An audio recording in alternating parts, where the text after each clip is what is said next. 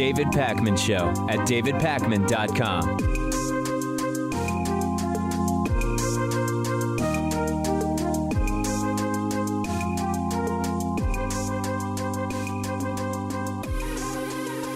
What a night last night. I don't even know really where to start.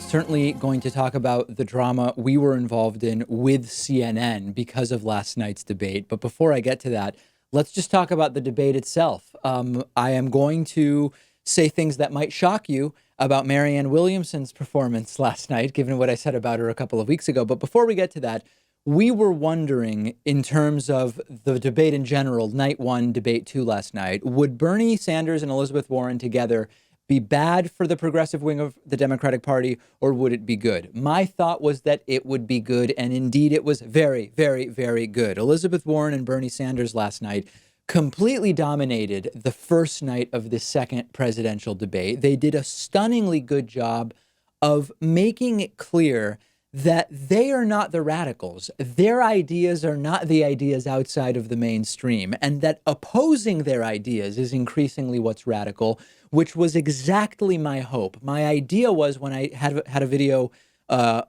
answer, I did an audience question about this last week. My idea was that having both of them up on the stage together, rather than each as the lone sort of strong progressive on two different stages, that having them together would create the idea that there is this very strong, well thought out, mature contingent of the Democratic primary that is adults in the room with serious, well thought out ways to accomplish the more progressive ideas that have been mainstreamed over the last couple of years, which includes healthcare, inequality, taxation, the military, tuition, free college, or college paid for through taxation. And both of them on the stage together did exactly that. Warren and Bernie had, number one, a strong coalition of the progressive part of the Democratic Party. And number two, they had a bunch of what I call debate kill shots. And I hate that this is how debates are evaluated, but both of them had good ones. The format of these debates, sadly, doesn't allow for depth because there's too many candidates, the answers are too short, and the topics are too wide in one evening to really go in depth. There should be, the ideal thing would be 5 candidates for an hour and a half just on economics, 5 candidates for an hour and a half just on foreign policy. It's not what we had, so you've got to look at who had these kill shots. And both Bernie and Warren came prepared, and their biggest victory was making the point that their ideas should be the norm, not the exception. Let's look at a few of these moments. One such moment was when John Delaney started playing the role of the enlightened pragmatist who isn't going to fall for the unrealistic ideas of Elizabeth Warren or Bernie Sanders, and Elizabeth Warren shut it down. Take a look. So I think Democrats win when we run on real solutions, not impossible promises. When we run on things that are workable, not fairy tale economics. You know, I don't understand why anybody goes to all the trouble of running for president of the United States just to talk about what we really can't do and shouldn't fight for. Another instance, Bernie Sanders straight up telling Jake Tapper, your question is a right-wing talking point, which sadly was too common last night. I'm going to delve more into that. This was just a very good move by Bernie. Jake Tapper asking candidates if they're in favor of increasing taxes on the middle class to pay for Medicare for all. And Bernie said, Jake, that's a Republican talking point. And by the way, for-profit healthcare companies are advertising on CNN right now. And Jake, your question is a Republican talking point. At the end of the day, and by the way, the healthcare industry will be advertising tonight on this program. Thank you, Senator. Senator Warren, it's your turn. Oh, can I complete that, please? Your time is up, 30 seconds. They will be advertising tonight with that talking point. Senator Warren. Elizabeth Warren said in no uncertain terms that white supremacy has to be called domestic terrorism. Yes, this is fantastic. I've been saying this for years, and it should be called domestic terrorism. And there were a lot of zeros and ones on yesterday's debate stage who were desperate because they know this is their last shot. To make it into the third debate in early September, in the middle of September, they need at least 2% in 4 different polls, plus 130,000 total donors, with no fewer than 400 donors from each of 20 states. So a lot of these zeros and ones went in thinking, I'm just going to pick a fight with anybody I can pick a fight with. Delaney with Warren was one example. Here's Tim Ryan trying to get one over on Bernie Sanders on Medicare for All, and Bernie doesn't have a second of it. He shuts it right down. Two things. They will be better because Medicare for All is comprehensive. It covers all health care needs for senior citizens. It will finally include dental care, hearing aids, and eyeglasses. But you don't know Second that. of all. You don't know that, Second Bernie. of all. We'll come to you in a second, I do know, and Congressman. I wrote the damn bill. Boom. Bernie also, by the way, like Warren, calling out the people who say we can't do all of this stuff. Take a look at that. I get a little bit tired of Democrats afraid of big ideas. Republicans are not afraid of big ideas. They could give $1 trillion in tax breaks to billionaires and profitable corporations. They could bail out the crooks on Wall Street. So please don't tell me that we cannot take on the fossil fuel industry and nothing happens unless we do that. The theme here was, number one, Bernie plus Warren clearly developing the sort of elder statesman, progressive wing status within this Democratic primary. That's a really good thing, showing the strength of the progressive movement and of progressive ideas, making those who oppose their ideas look, quite frankly, very uninformed and very ignorant. Another theme was sadly terrible moderation. Bernie called out that one question as a Republican talking point. There were actually many of these questions when they were talking about paying for college through taxes. Some candidates want to pay for 2 years, associate's degree, like I think Beto O'Rourke. Some candidates want to do 4 years, but tuition only, whereas other candidates have the idea of more comprehensive room and board and books and fees even, which are quite high, being covered through taxation. But invariably, this thing comes up about if there's free college for everyone, you're also paying for free college for rich kids who we don't need to be paying for. Some of the Dems sort of agreed with that, actually. I think Amy Klobuchar, going from memory, didn't immediately shut down that concern as she should have. This is a silly distraction, and it's the fault of the moderators, and to some degree, the Democratic candidates could have done a better job of exposing the question as problematic. This was in, yesterday I did my 2020 anti-playbook for Democrats, what not to do if you're trying to defeat Donald Trump. Don't get involved in losing debates. Every social welfare program has some free riders, either people who don't really need the benefit but are getting it anyway, and or people who are lying in order to get a benefit they shouldn't actually qualify for. In this particular case with, quote, free college, but what we really mean is college paid for through tax revenues that are connected. The very rich kids are likely not even interested in going to the state schools that would be tuition free under these plans. We're talking about a tiny fraction of the money that such a plan would cost. We don't need to worry about it. That's just the reality. Harvard and Yale aren't covered by these plans. We're talking about state public colleges and universities. It is a distraction from the huge stimulative effect and huge value that would come from people not coming out of college in crazy student loan debt. If you come out of college in crazy student loan debt, you are paying interest to banksters. That's not economically stimulative. If you come out of college without student loan debt, yes, college may have been paid for partially or fully through taxation.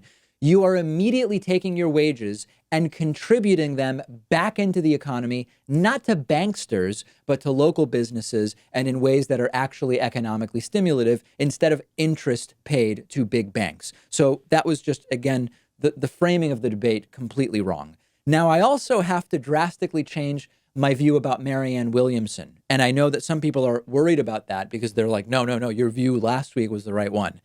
Marianne Williamson's very quirky. She has no shot. She has the background as a new age guru, which I am not a fan of. But she actually did really well last night because she stayed away mostly from her woo-woo new age stuff. Bernie and Warren definitely won the debate. We could argue about who did better than the other, could go either way. But Marianne Williamson's performance was clearly the third place performance. Here she is wackily talking about a dark psychic force, but she actually sounds quite strong here and gets a good reaction. If you think any of this wonkiness is going to deal with this dark psychic force of the collectivized hatred that this president is bringing up in this country, then I'm afraid that the Democrats are going to see some very dark days. We need to say it like it is. It's bigger than Flint. It's all over this country. It's particularly people of color. It's particularly people who do not have the money to fight back. And if the Democrats don't start saying it, then why would those people feel that they're there for us? And if those people don't feel it, they won't vote for us, and Donald Trump will win. Listen, she seems to always be on the edge of claiming that we will solve our problems by holding crystals, but she was actually quite strong yesterday in her presentation. She's polling 0.3%. I don't know what it's going to do for her, but she at least put in a good performance. And there was this just general deficit of a format that really allows deep conversation. And in playing the game, Marianne Williamson did well for herself. That being said, she's wacky, and people get mad at me for saying this. People ask me what I mean. Check out just one example, okay? In one of her books, she says sickness is not a sign of God's judgment, but of our judgment on ourselves. We get sick if we judge ourselves. And then she later says in the same page that sickness is merely an illusion that doesn't exist. Her 2010 weight loss book recommends sage cleansing your kitchen and praying yourself thin. And she once tweeted, God is big, swine flu small. See every cell of your body filled with divine light. Pour God's love on our immune systems. Truth protects. This is insanity. It's insanity, but she's funny in the debates, and I liked her presence, and the crowd was reacting positively to her. And she was clearly in third place. And I guess I would say Buttigieg sort of able to tread water and do okay in some spots. I would say putatively in fourth place, although I don't know how much it will do with him, for him. Tonight, we have Biden with a bunch of other people. I will be streaming live commentary on Twitch at twitch.tv/David Pakman. I hope you will follow me there. And next, I want to talk about why I will be streaming on Twitch. Something truly stunning and disgusting happened last night, and I'm disgusted by it. I'm having trouble even putting my thoughts together because it is so vile and disgusting. Last night, I was planning to stream live commentary on the CNN debate, the first night of it. As I always do, I started the stream 15 minutes before the event. At the time that the debate itself started, our channel had 10,000 live viewers and climbing very, very quickly. Lots of people wanted to watch my commentary on the debate, participate in the live shows that we do around big political events. At 2 minutes past the hour, 8:02 p.m. Eastern, CNN shut us down, and they shut us down hard, issuing what's called a hard copyright strike to our YouTube channel, in addition to ending the stream. On the screen for you now is the takedown notice. You will notice at the bottom left that it says manually detected. This means it was not an algorithm that caught us inadvertently as someone stealing their content, but this was a person whose name I've blurred out, who personally at CNN found our stream and went out of their way to get us a copyright strike. You will notice in the lower right of the screen, it says strike expires October 28, 2019.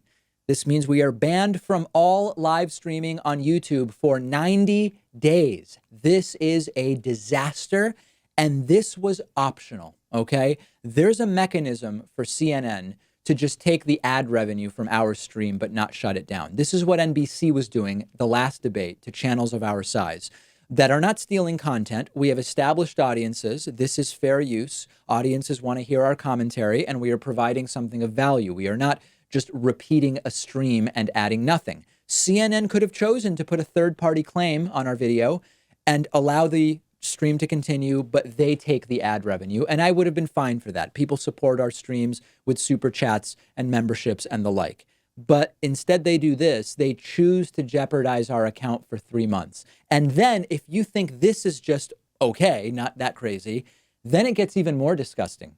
The vice president and spokesperson for CNN Worldwide attacked me on Twitter, implying that we are some kind of fraudulent pirating operation. Take a look at this insanity, tweeting, "Of course you can't pirate content. We spent millions and millions to produce." And the irony of this is amazing. First of all, you spent millions and millions to produce one event. That tells you the scale and size of your operation. Why do you care about an independent channel like mine doing live coverage about your event if this is the scale at which you're operating, which it is? How does what I'm doing even rank high enough to, number one, trigger somebody to manually seek me out and shut me down? And number two, why are you even tweeting at me? You're the vice president of a department of CNN. And of course, using the word pirating is so dismissive. Like, I get it. I'm not CNN. But this is a show that's in YouTube's 1 or 2 top %. We're professionally produced. We have an audience of tens of thousands of people who are waiting for my analysis. Pirating implies I'm a guy in a basement rebroadcasting a feed of the debate alone, not creating programming with live callers and analysis and something of value. And then other CNN flunkies jump right in, liking this guy's tweets, a Hong Kong-based CNN journalist, CNN's communications director, just loving how CNN is treating us. And this part is maybe the craziest, okay? I don't know if it relates to this copyright strike. You might have noticed that on YouTube, we've had this join button where you can become a YouTube member for a few bucks a month. We had gotten up to almost 1,000 of those YouTube members this morning. All 1,000 of those are gone. I don't know if it's a glitch. I've contacted YouTube. I've told them, listen, we got a copyright strike. I looked at our member list on YouTube and it went from almost 1,000 to 0. Is this a glitch? Or have we really lost the 1,000 members on YouTube we spent a year building up? So this is bad. Sadly, they basically won. My tools for fighting this are very limited. We've submitted a counterclaim, which takes 10 business days to be reviewed by YouTube. And then after 2 weeks of that, they send it to CNN, and CNN has another month, and they can simply reject my counterclaim. I've contacted my YouTube rep. I've contacted the YouTube Twitter account. So far, no dice. So this is very, very bad for us. Live streams generate revenue for us. We were planning on doing maybe half a dozen major ones in the next 3 months around debates and other political events. One bit of success, I did go over to Twitch last night. I did my first stream on Twitch, and it went pretty well. So first and foremost, follow us on Twitch at twitch.tv/David Pakman. We will try to stream tonight over there. Commentary, right? At 7:45 p.m. Eastern time. And most importantly, don't let them win, okay? They take their millions and millions, like this guy told me, and they use it to shut down people like me. I hope that you will support us directly. I'm asking for you to do that. You can get a membership on our website at joinpakman.com. Takes under a minute, really supports the work that we're doing, helps us fight this type of stuff. Or you can throw us a pledge of as little as $1 a month on Patreon at patreon.com/David Pakman Show. It's bad out there. It's bad. Make sure you're following me on Twitch at twitch.tv/David Pakman. Hope to see you there tonight. The David Pakman Show at davidpakman.com.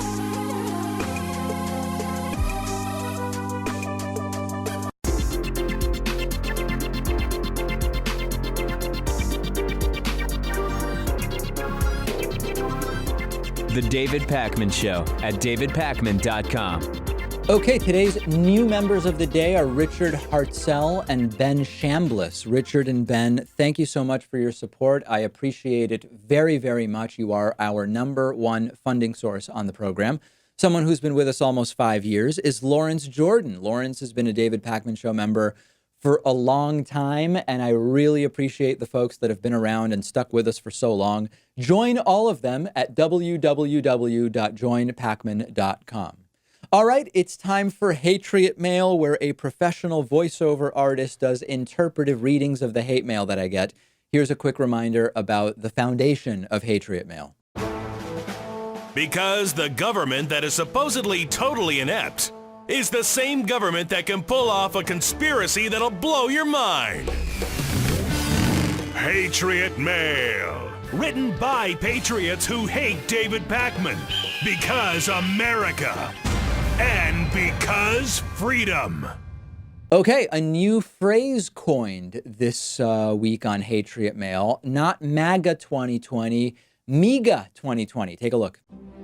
Has anyone ever seen a mouth on someone as big as David Pakman? His mouth is suspiciously big. Pakman, you're a real distorter of reality. Your Biden is falling, but Harris is cutting into Bernie. Confused. You have no sense of perspective. MEGA 2020. David Pakman is male version of Ellen. Yeah, I am sure that people in our audience are going to come up with some funny explanations for what MEGA rather than MAGA means. I won't do your job for you. I know you are very, very good at this. I will simply remind you that you can send a middle finger salute to the Hatriots with the coupon code Hatriot40. If you go to www.joinpacman.com, select the membership of your choice. When you're asked for a coupon code, type Hatriot40. You will save 40%, and 1,500 Hatriots will cry every single time that coupon code is used. Very exciting stuff. I told you on Monday that 105 House Democrats now publicly support an impeachment inquiry against Donald Trump. That number has increased, and the House Democrats have now reached and surpassed the 50% mark to get to an impeachment inquiry. The House has 435 members. Half plus one is 218. The number of Democrats now supporting an impeachment inquiry is at least 109, exactly half of that 218.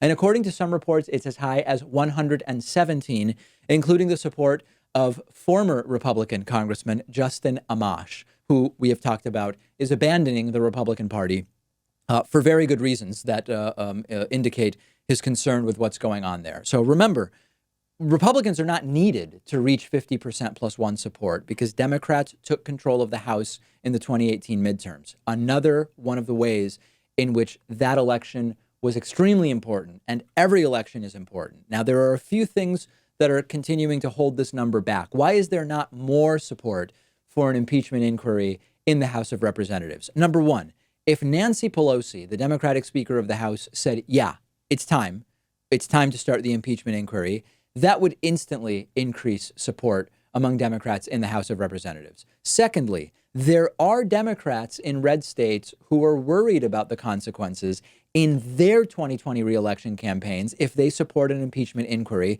that their constituents don't like.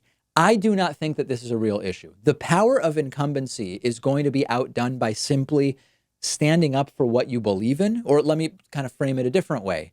If a Republican can knock out an incumbent Democrat simply by saying the Democrat is bad because they wanted an impeachment inquiry, that's not a Democrat who has a very strong hold of their district to begin with. So I don't buy that nonsense for even a second. And then there's one other important thing to remember, which is that half of House Democrats, or a little more now, publicly support an impeachment inquiry. Of course, there are more who support it privately, but for different reasons have not yet decided to go public. Could be for the reasons I mentioned before, could be for reasons I haven't mentioned. The number 109 is noteworthy, or 117, or whatever the number is. It's noteworthy both for how large it is and for how small it is. What I mean by that is, on the one hand, it's not common for half of the members of one party in Congress to want to start an impeachment inquiry against the president. When Barack Obama was president, you didn't have half of House Republicans wanting an impeachment inquiry against him because it wouldn't have made any sense. With George W. Bush, you didn't have half of Democrats wanting to start an impeachment inquiry against George W. Bush, and he did some really, really bad things. So this is a very large number in the sense that it's trouble for Donald Trump. But there's another side to that. How is it that only 109 or 117 members of Congress are publicly for an impeachment inquiry, given everything that we have already learned? All that needs to happen is Nancy Pelosi saying, I believe we need to start an impeachment inquiry. If she does that, it's over. It's already unusual to see 109 or 117 break with the public view of the Speaker of the House from their own party. If Pelosi comes around, we will have an impeachment inquiry. In the end, she should come around because it's the right thing to do and it's her job. The only good argument I have heard for not starting an impeachment inquiry today is the idea that starting it in 6 months might be more damaging to Donald Trump, and I would be okay with that. Short of that explanation, I don't see any reason not to start an impeachment inquiry immediately, and I want to hear from you about it. Make sure that you're following The David Pakman Show on Instagram at David Pakman Show, and while you're there, throw me a follow as well at david.pakman. The David Pakman Show at davidpakman.com.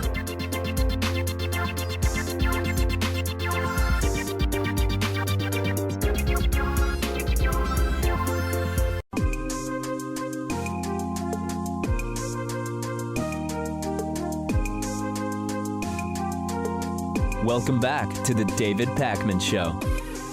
So we knew when we looked at the proposal for Donald Trump's Republican tax cut last year, we knew from reading it that it would increase the budget deficit. There are good and bad reasons to deficit spend. We've debated some of those reasons before. What we have almost unanimous consent on is that deficit spending to give tax cuts to the richest Americans is not an economically stimulative reason to go into debt. So we knew it would happen, and it has. The deficit has exploded. The numbers show it. We've covered it before. And so Donald Trump is now faced with exploding budget deficits, added to his China tariffs, which have so deeply hurt farmers that the federal government is now paying to bail them out as well, just racking up even more deficits again as a result of the policies that Donald Trump has chosen to enact. So what is it that Republican Ted Cruz is doing? He's demanding a tax cut for the rich, expedited without even getting congressional approval. Cruz sent a letter to Treasury Secretary Steven Mnuchin asking that capital gains be indexed to inflation. Now, this requires some explanation, and I hope that I'm going to do a good job of this because these things are not always the easiest to explain. To understand how this is a tax cut for the rich, you have to understand how capital gains normally work. Normally, imagine that you buy $1,000 worth of shares of stock, and those shares of stock go up in value to $5,000. The numbers are really clear. You paid $1,000. It's worth $5,000. When you sell those shares, you have $4,000 in gains, and you pay capital gains tax on the $4,000. That's easy. Now, to index capital gains to inflation means that you add inflation to the purchase price of $1,000. So, in our example, imagine that you paid the $1,000 for those shares 5 years ago, and in those 5 years, there's been enough inflation that $1,000 then is like $1,081 today. That's what I got when I used an inflation calculator. When you index capital gains to inflation, you allow the cost basis of those shares to be $1,081 instead of $1,000. So what that means is instead of paying capital gains taxes on that full $4,000, you're only paying capital gains on a little bit over $3,900. Now, it doesn't sound like much with those numbers, but that's what's important about this. This is a ton of money for the very rich. The reason that it is effectively a tax cut for the rich is that for most people, indexing capital gains to inflation is a difference of just a few dollars here or there. 86% of this action would go to the top 1%. Okay, understand the scope of those numbers. 86% of the benefit of making capital gains indexed to inflation would go to the top 1% at a cost of more than $100 billion over a decade, meaning even more debt, which Donald Trump told us he was going to eliminate. The mere suggestion that this is an emergency requiring executive action is laughable. Now, this is one of those cases. Let me be clear. I would love this. Over time, more and more of my income has come from capital gains of different kinds. This is a change that would be great for me, but it's an immoral change. There is no economically defensible rationale for doing this at all. Never mind the completely comical, farcical assertion that this is such an emergency that it should be done by executive order rather than by actually getting a bill through Congress and signed into law in order to do this, which they probably wouldn't be able to do because it is such a capitalist handout. The funniest or maybe the saddest part about this is that Ted Cruz is actually touting it as a way to, quote, help everyday Americans. 86% of the benefit from this would go to the top 1%. The bottom 99% would then split 14% of the benefit. And by the way, I think if you looked at like the bottom 90%, they would get a small portion of that 14%. I assume the lion's share of that 14% would go for those between the top 1% and the top 10%. And meanwhile, the minimum wage hasn't even kept up with inflation. Okay? Understand the sick hypocrisy and crony bottom feeding pond scum nonsense of this. They say emergency, we've got to index capital gains to inflation. Meanwhile, the minimum wage hasn't kept up with inflation. The bottom half of America hasn't seen in real terms wage increase in decades. What is it, 30 or 40 years? That's not an emergency, but indexing capital gains to inflation is such a problem, such an emergency, that immediately we need to go outside of the normal legislative process and get an executive order in place. These people are immoral. That's it. I mean, Ted Cruz has to be voted out, but Ted Cruz is just a symptom of the disease. It's way bigger than Ted Cruz. You may or may not be aware that Donald Trump is suffering yet another major loss to his administration. This time it's the director of national intelligence, Dan Coats. Coats is resigning, and as usual, there's this question of whether is it really a resignation or is it a firing? Because Trump's relationship with the intelligence community has been pretty disastrous since day one, and Dan Coats is one of those people who, when he testifies before Congress and is asked basic questions like, did Russia interfere in our elections? He goes with what the evidence has told the intelligence community. The answer is yes. That's not a position that Donald Trump likes. And it appears as though removing Dan Coats is yet another way to pave the way to not stop foreign interference in 2020, to ignore the attacks on our democratic systems, which is exactly what Donald Trump and Mitch McConnell have made it super clear they want to be doing for 2020. Mitch McConnell getting in the way of every bill or proposal meant to stop foreign interference in our elections. So Coats is going out. Trump has nominated Republican Congressman John Ratcliffe, who truly knows nothing about being the director of national intelligence and has no business being the DNI. This is, language starts to lose its meaning. It's a stunning choice, and to call something stunning in the Trump administration, the Trump era, is of sort of limited meaning since we are stunned day after day. Democratic Senator Ron Wyden is calling him the least qualified individual ever to be nominated to be DNI, and says that Ratcliffe could straight up put people's lives at risk. Check out a couple of tweets where Ron Wyden says, Congressman Ratcliffe is the most partisan and least qualified individual ever nominated to serve as DNI. His only qualifications seem to be promoting Trump's conspiracy theories about the investigation into Russian interference and calling for prosecution of Trump's political enemies. Continuing, he has endorsed widespread government surveillance and shown little concern for Americans' rights, except for those of Trump and his close associates. Confirming this individual would amount to an endorsement of this administration's drive to politicize our intelligence agencies. Putting in place a director of national intelligence who has repeated baseless conspiracy theories about the Russia probe that have been widely debunked by the intelligence community is disgusting and embarrassing. He senselessly and embarrassingly berated former special prosecutor Robert Mueller last week during the congressional testimony. If you wanted to destroy the American intelligence apparatus from the inside out, if you had the goal of weakening our intelligence community, this is exactly who you would select. A Republican conspiracy theorist who has spread fake news and false intelligence. It is really difficult to be less qualified than Donald Trump's education secretary, Betsy DeVos. And yet here we are. I think that this guy actually surpasses Betsy DeVos as not qualified for his position. And when you look at the reaction of this from foreign intelligence agencies, the intelligence agencies of foreign nations are drooling about this because it will laughably weaken the United States.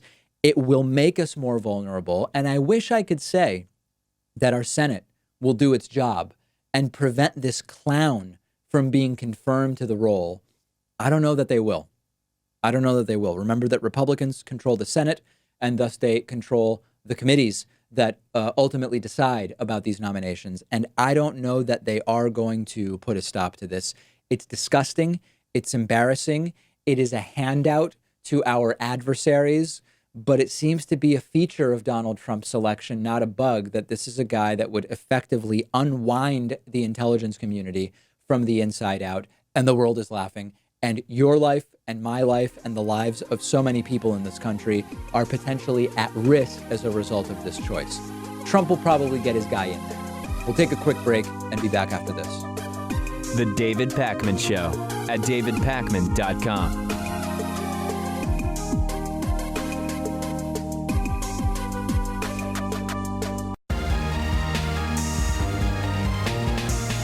The David Pakman Show at davidpakman.com. We have a truly huge piece of breaking news that also is not going to make much of a difference and may even be a misstep, and I'll explain what I mean. The California governor is Gavin Newsom. Gavin Newsom has signed a bill into law that requires any presidential candidate who wants to be on the California ballot for the presidential primaries to release their tax returns. Really sticking it to Trump now, right? Except not really. So I like this in the sense that I want Donald Trump's tax returns. I think he should release them. I think it is obvious that he has made the calculation that whatever is in the tax returns going public is worse than the potential repercussions of not releasing them, which have effectively been zero because he was elected despite not releasing the tax returns. Yes, there are people still trying to get them, and it's an annoyance to Trump.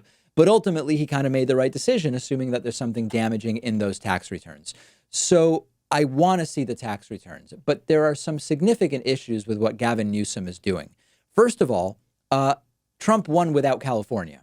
Trump has no chance of winning California in 2020. And whether Trump is or isn't on the general election ballot in California in 2020, it's not really going to matter in the sense that the Democrat is going to win California's electoral votes, period. So mathematically, this doesn't matter in terms of the election results. But maybe more importantly, this is to get on the Republican primary, okay?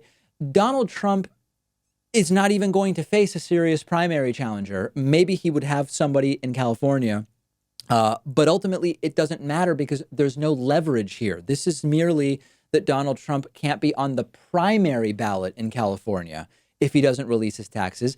And it's a state he's going to lose anyway. And then lastly, you also have to realize that just because a governor has signed something into the law doesn't necessarily mean that it will stick. It does in principle go into effect immediately, but it's going to be challenged in court.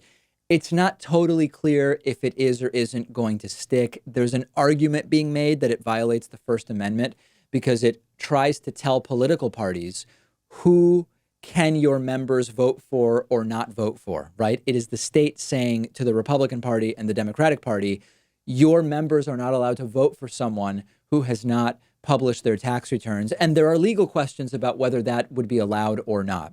So I think that this is really interesting, but the headlines are making a much bigger deal out of this than it is. This is not a big win for the left. Trump was never going to win California. The law is about being on the primary ballot. Trump might not even be planning to campaign in California, other than holding presumably some big money fundraisers in some of the more conservative areas. Orange County, for example, between Los Angeles and San Diego, right? Orange County south of Los Angeles, I believe. And I hate to tell you one other thing. This is going to be used as justification by Donald Trump to call the election rigged against him. Like, I hate to bring this up. It's completely unreasonable. This is not a rigging of the election against Donald Trump, but a state taking action that might end up refusing a sitting president a place on the ballot is exactly the type of thing that will let Donald Trump play to his base by giving another example of how, look, it's all rigged against me. They're rigging the entire thing against me. Now, there are similar proposals in other states that would deal with the general election if a candidate doesn't release their taxes. And it could be potentially in states that Donald Trump would actually have a shot at winning. Until those get going, this specific California decision is sadly much ado about not very much. And it may have had the unintended consequence of giving Donald Trump and his cronies not only a stronger argument about it being rigged, but it could get them to ramp up their voter suppression efforts as well, under the guise that, listen, they're doing things they believe will help them.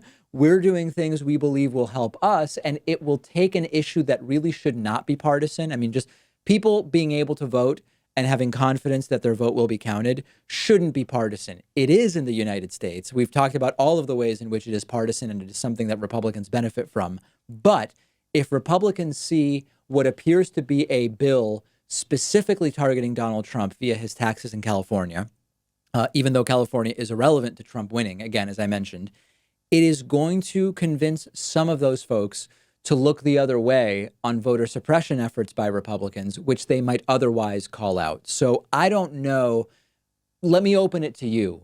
What do you think about this? Is my analysis that it is not going to achieve anything for Democrats and it may embolden Trump in some ways the right analysis? Do you disagree with my analysis? I want to hear from you, but bottom line, I'm relatively unmoved about it. And if I'm missing something, I would love to know what that is. When we talk about politics, there's inside baseball. There's inside baseball topics that only political pundits would be aware of. And then you've got like your bona fide serious crises that affect everyone, whether you pay attention to politics or not. One of these serious issues that impacts every single American is the collapsing confidence in the American president around the world. And it's important to understand that agreeing with the president on every issue is very different than simply having the confidence that the president is going to adhere to some basic minimum norm. So, for example, I disagreed with Barack Obama on some political issues. I disagreed about drone policy. I disagreed about his approach to the genesis of what ultimately became Obamacare, right? I disagreed with Barack Obama on different policy issues. But at no point did I worry that Barack Obama's behavior and norm breaking would cause a crisis of confidence around the world in the U.S. presidency as an institution in our country. That's what's taking place right now with Donald Trump. And he seems to be trying to convince people of the opposite. And I have the numbers to show you. So with Donald Trump, very often the truth is the opposite of what he says. And in fact, this is a phenomenon known as projection. Trump is projecting onto others the truth about himself and his administration. So here's an example. Lately, Donald Trump has been insisting that the Democrats are a laughingstock and that the world is laughing at the U.S. because of the Democrats. Here's an example clip of Donald Trump saying this. These people are clowns. The Democrats are clowns. They're being laughed at all over the world. And I watched this morning, I watched Nancy Pelosi trying to get through that with the performance that Robert Mueller put on, where I don't think he ever read the agreement or the document. And the document said no collusion. They don't even talk about that. So there was no crime. The truth just happens to be the opposite. And we have the numbers, and the numbers are really bad. Pew Research Center study data is from 2001 to 2018. There is a lot of data on the screen. But what you will see is that confidence in the United States president to do the right thing regarding foreign affairs has plummeted under Donald Trump in almost every country, with the exception of Russia. Russia, compared to Barack Obama and George W. Bush, Russia is the country that has increased their confidence that the United States president will do the right thing internationally under Donald Trump. Every other country on this list is experiencing a crisis of confidence in the American presidency. Canada is minus 61. France is minus 70. Germany and the Netherlands are minus 75. Sweden is minus 83 in their confidence that the American president will do the right thing. Japan, minus 54. You can see the way that this is going. I don't have to read every single one for you. And again, Russia, the one country on the list that has more confidence in the American presidency when Donald Trump is the president. So this actually matters whether you're into politics or not. This is a metric that relates to everything from economics to culture to simply maybe being an American that might travel to some of these countries. Russian confidence in the U.S. president is up under Trump. Everywhere else, it is down. And any time that Donald Trump tries to pull our attention somewhere, in this case, it's the world is laughing at Democrats, you should immediately be suspicious that the truth is the opposite. And in this case, it just so happens to be. You only have to look to every single recent meeting of world leaders to see them putting this into action. We have a picture up on the screen now for our video audience. I forget which meeting or summit this is from, but increasingly, Donald Trump is, in a literal sense, not part of the conversation with world leaders. And in the more metaphorical sense, the United States is increasingly not a participant in many of the conversations that the world is having about serious issues when it comes to global alliances, when it comes to trade, when it comes to climate change, for sure. Donald Trump personally and the United States as a country It's just not even invited to be part of the conversation. And it is this crisis of confidence that is underlying it and that is behind it. If you don't care how the U.S. does, then you don't need to worry about this. If you live in the United States, as roughly 70% of our audience does, you have a vested interest in how the United States does. It affects you. It affects your family. It affects how we are seen around the world. And this is not good.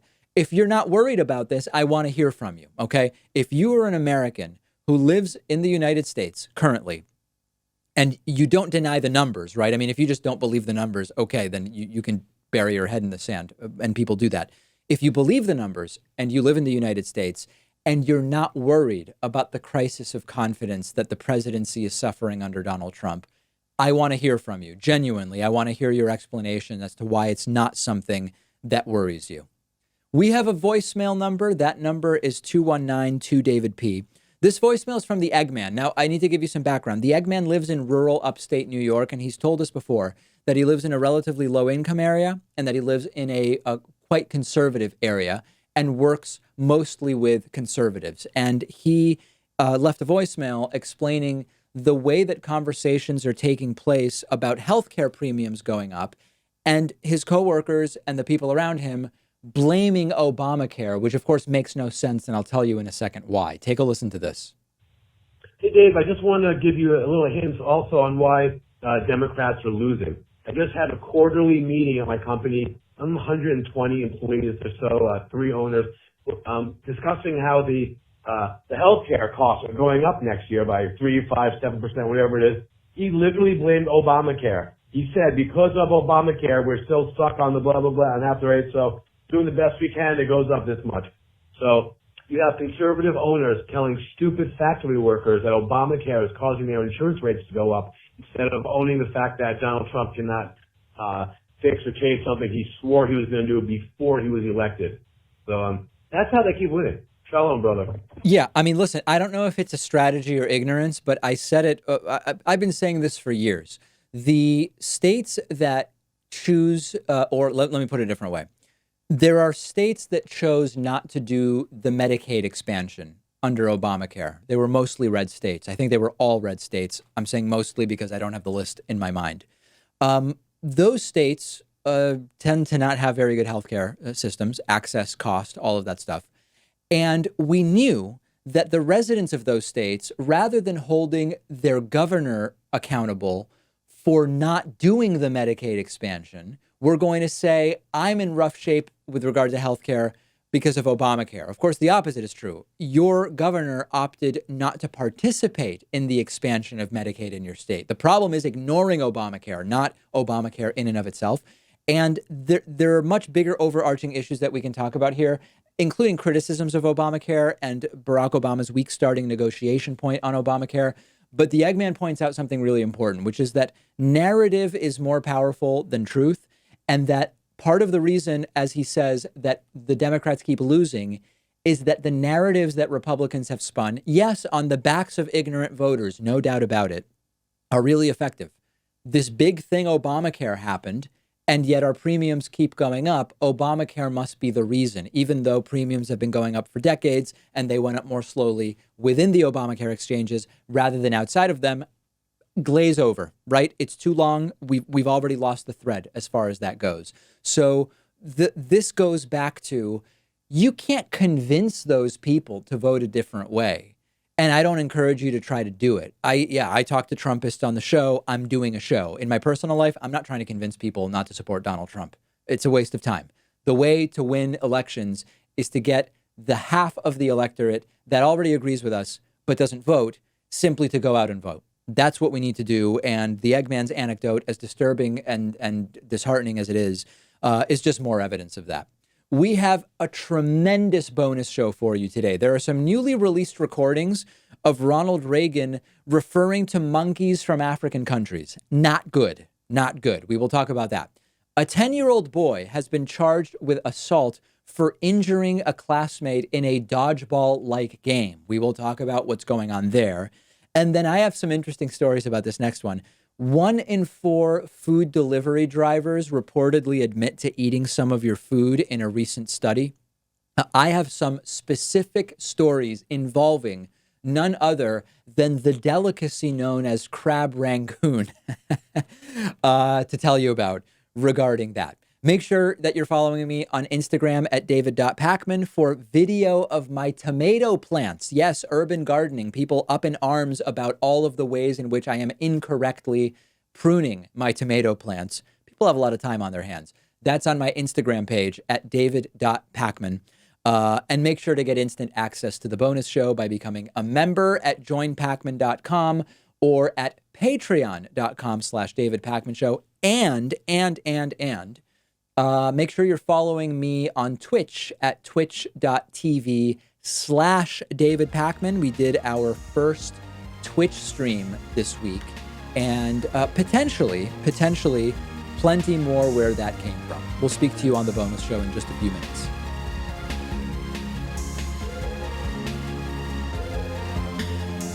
The David Pacman Show at davidpacman.com.